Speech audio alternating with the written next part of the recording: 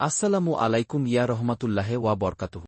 আমরা আজ মহিমান্বিত রমজানের বিশেষ 10 আমল সম্পর্কে জানব।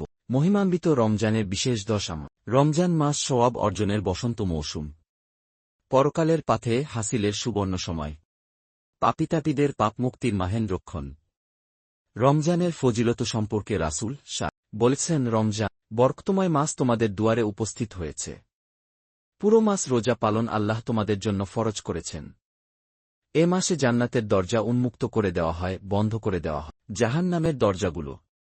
দুষ্টু শয়তানদের এ মাসে শৃঙ্খলাবদ্ধ করে দেওয়া হয়।